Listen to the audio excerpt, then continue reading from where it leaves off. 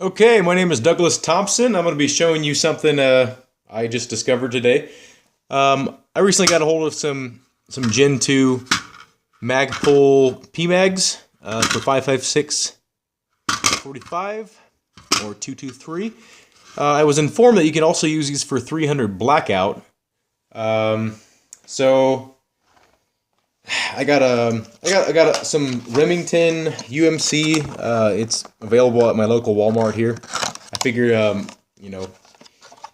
I waited for this caliber to be seen at my local Walmart before I started investing in it because I didn't know if it was going to have lasting. I know a lot of people think that's stupid, but if a caliber is made to Walmart, it's relatively mainstream. So in case you didn't get a look at the box, these are 120 grain UMC. They are full metal jacket, and they have a hollow point just from. They're not like expanding ammunition. They're just it's from the manufacturing process. Anyway, it was 20, and I think it was $15 for 20 of them or whatnot. Anyway, so I started loading these up, and the first one loads up fine. Snaps in with authority. You hear that nice clack. You get the second one, it's still snapping in, but you're kind of noticing that the round underneath is kind of loose. You don't start really noticing until like the third or I think the fifth that the rounds just are not seating well. So we're at 4 now, if you can count, which I'm sure you can. And I think right about here, yep. Let's see. Usually the round that's a little bit lower will start lifting up, and this doesn't seem to be doing it yet, but let's keep on loading it. You'll notice all right there. Okay, so now you see that the bullet right here, the back of the casing here is not fully seated, and we'll keep on going, and it just gets worse and worse and harder to load, binds, and these are not super right there. Okay, these are not super heavy projectiles. See that? That is not what you want. And so we'll straighten it out. Okay, so they're kind of stacked again. And it just keeps on getting worse the more you go down the line. If you're looking at this video, you probably have this issue. So I don't really need to show you this. There it is again. So it really makes loading inconvenient. And so I'm going to show you why it's doing this.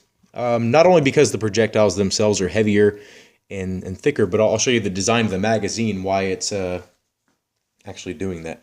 So, and you also notice when they come out, let's see, we'll push this forward, okay, that the rounds are sluggish and they don't actually seat all the way up against where they should be. When the bullet itself is facing sort of have an angle like that, the bolt carrier can travel over it and then just push the round down more rather than pick it up. So it makes the gun very unreliable. Anyway, okay. So let's get these out of here. As you can see, it feeds better and better. I'm going to leave that many in there so I can show you what's going on. Okay, so first of all, I'll show you an empty magazine here. This, let me pop this plate off here. So this right here is the problem. These ribs, I don't know what they're called exactly, but they're the rib that would keep, like a neck of a 223 would be sitting right here. So it'd be keeping, the whatever size projectiles you want to use for the 223, like the neck would be right here on all of them. So the thing with the 300 blackout is the dimensions of the projectile change, depending on how far you seat the projectile inside the case, and also depending on the weight of the projectile. Like if you run like heavier grain subsonic ammunition, like it's a little bit thicker where it shouldn't be in these magazines. So I'm going to show you how to modify the magazines, and it's pretty simple. These are again M2s. So yeah, so we need to address from both ends this rib. And I'm going to show you the issue here, just in case you don't believe me for whatever reason. It's hard to show you, but see, okay, let me start by loading these in and watch real closely what happens. Okay, so the first one is no problem, and you can see already that it's kind of visually overlapping that rib. So when I push down on that, I'll push down on the follower here. No, that won't work. Okay. So when I push down on this, see how now the round is closer to the middle, and you can actually see visually that this round right here is kind of like not straight, but a little bit like right. So let's take this out so you can see it kind of when I depress it.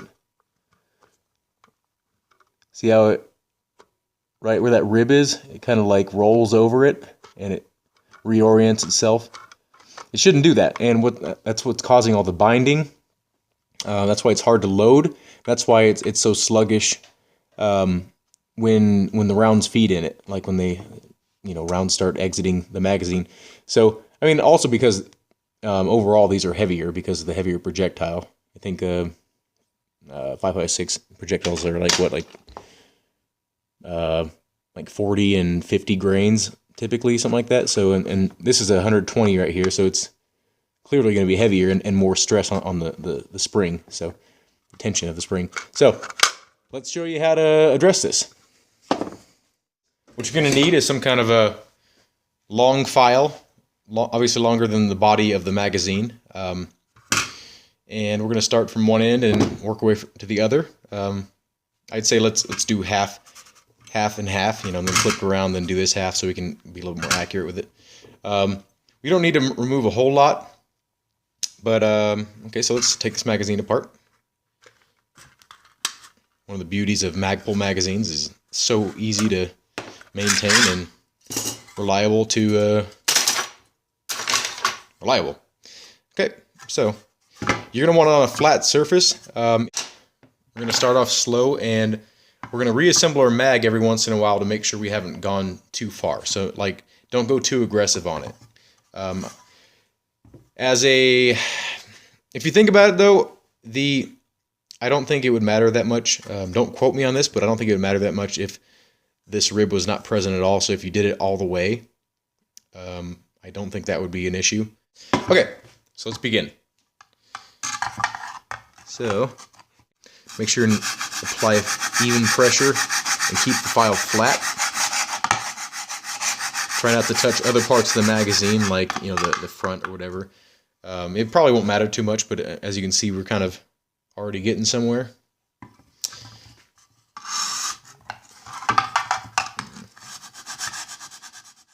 Just visually, it looks like quite a bit. So this shouldn't take too long. If you got a bunch of these M2s, and from what I've heard, the M3s work fine, even with the subsonics, with the larger projectiles. These are not subsonic. These are supersonic. But with the subsonics, they supposedly work. I've seen people have no issues with them. I really didn't know about the M2s not having these issues, so I'm kind of disappointed in myself that I didn't do more research. I just heard so many people saying like the Magpul P-Mags work fine with the 300 blackout. So let's start working on the other side, because it's getting kind of, we want to keep some of that rib, because I believe some of that rib actually aids in how this locks in, and when it curves downward for the anti-tilt feature. Let's flip it around. Do the same rib. And go slow and methodical so as not to damage other parts of the magazine that don't need to be addressed. Let's give it a little bit. Give it a little bit more right there. And this is all at your own discretion, so if you feel like it needs more, give it more. Luckily these are not too expensive depending on where you live, part of the country. So I'm really impressed. I like their 308 magazines a lot. I've had no issues with them. They fit great in the rifle I use them in. And I just like the fact that because Magpul is such a popular company, I've kind of scratched up the inside there, such a popular company, and they make such good products, and they stand behind their products. That's really important. I've been experiencing many companies not, actually, in the past couple of days that don't back up their products, and it really upsetting me. But Magpul, if they got a problem, and if you have a problem with one of their products, that and it's intended to work a certain way and it doesn't, they're gonna most likely replace it for free. And you might think like, oh, it's a cheap piece of plastic. Of course they're gonna. It's no skin off their shoulder. But still, like I've seen companies with much cheaper products. I bought some headphones off of eBay recently, and the guy wouldn't refund me because the headphones didn't work after like a month, and then only like 1 or 2 times using it, like it wouldn't hold a charge. And he wouldn't refund me. I'm like, I'll ship these back. They're yours, I don't want these. I can't use these. They don't work for me. And he wouldn't honor the sale, So it's good that Magpul is one of the few companies that stand behind their product, and a lot of gun manufacturers do stand behind their product. I've noticed. This industry is a little bit more. They got a little bit of camaraderie with fellow shooters and things. Let's reassemble this and see if the feeding is any different. Yeah. Let's pop one of these bad boys in here. There's not really much need to clean it out because I'm not going into battle right now. So, and you all know how these probably go together, so you don't really need to see what I did. So one thing I was worried about is the follower maybe having a little bit more slop to it, since there's not as much pressing up against the side of the follower there. I don't know if it actually is going to affect it at all, but let's see if it's at least improved. First one always goes in nice. Second one, not usually a problem. Let's see if that round actually did something similar here. Okay, it doesn't look like it's as extreme. Let's keep on loading it up. Okay, we're on the 5th round where it would start typically developing some issues. Okay, the rounds seem to be up against the feed lips much more tight. I think that's round 6. Let's keep on going. It's still pretty close up against the feed lip. So it seems to be improving. I'm going to still go a little bit more because I don't trust it. But I'm not going to be using these for 5.56 at all. So I don't really care if it decreases reliability for 5.56. Okay, now yeah, we're starting to see some problems now. Okay, see how that round right there kind of lost its footing. Yeah, it's really loose in there. I can just barely push it. Now it's kind of tightening up. Okay, well it appears to be better, and the rounds are kind of snapping to the feed lips a little bit better. That's how it should sound right there, like that sort of extra little click. Okay, my apologies for the extra noise as I turn the heater on because it's 40 degrees in here. It's getting kind of cold. As you can see, it does not look beautiful inside there. You could call it ugly. One might call it ugly. I call it ugly. But let me show you what it does now. Definitely want to swab that out with like a paper towel or something and get all the gook stuff out of there. Anyway, honestly, as long as this works, doesn't matter what it looks like on the inside, as long as it works. It doesn't look like there's any more play than a normal one.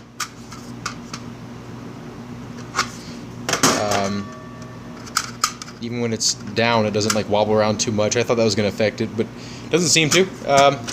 Let's load 30 rounds in here. Okay. Let's get this little thing there.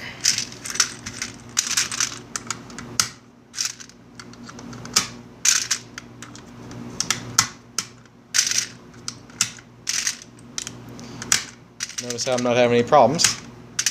Now this did take some time. I've done quite a bit of work, maybe 30 minutes worth of work off camera, and I got a little bit more aggressive.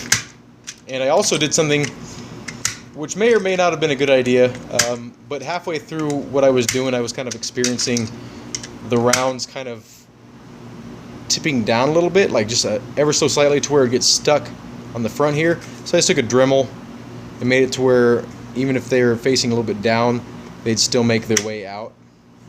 And I don't know how that's going to affect reliability in a negative way or positive way, but I don't think it'll matter that much. So we'll see. I don't know what round I'm on now, but as you can see, it's going in fine.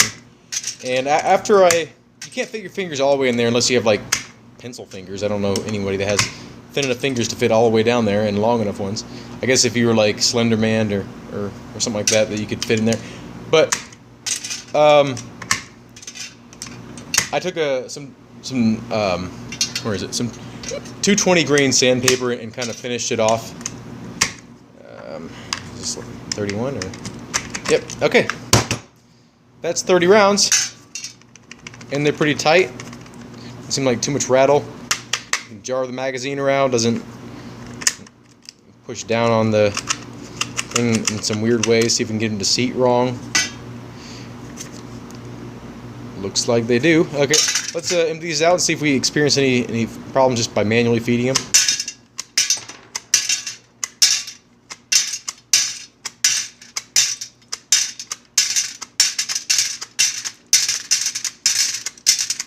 Okay, I don't feel any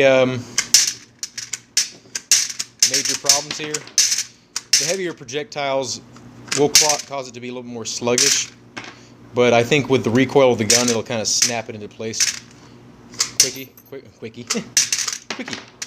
So that's it. And as you can see, if I put that right in the middle, you can see that these sides right here, there's a relatively even gap in between them. So I think that's it. So I don't recommend doing this if you have like tons of these, because it'll be time consuming. Maybe find a different solution. But if you do have tons of these and you're willing to put in the work, and you're running mainly 300 blackout or something like that, subsonics, something that's definitely going to cause you problems, I do recommend doing this. I don't know if I recommend channeling this part out just for reference. I don't recommend doing that just yet. I haven't tested it out, but this is my sort of test mag, just to kind of see if I can get all 300 blackout rounds to run reliably in the M2s, because I have 5 of them, which is not a lot, but I don't know if Magpul would replace these with M3s just because they don't work with an ammunition that isn't even the camera kind of slid down. It doesn't even say it's compatible 300 blackout. It says 5.56 by 45 clearly on there, so I don't know if they'll be like, oh, well, since this magazine doesn't work for an oddball round that you kind of threw in there, we'll replace them for you with M3s. Anyway, hope you enjoyed the video, and hopefully this was educational, and I will probably update you in the future if I have any issues running any ammunition through this modified one. And I've kind of marked it with some Sharpie just kind of to differentiate it. Not like anything super prominent, but just to kind of, for my eyes, just so I can see it's this mag. I'd be able to tell with this too. But anyway, hope you enjoyed the video. Give it a thumbs up, like it, and subscribe, please. Have a good day.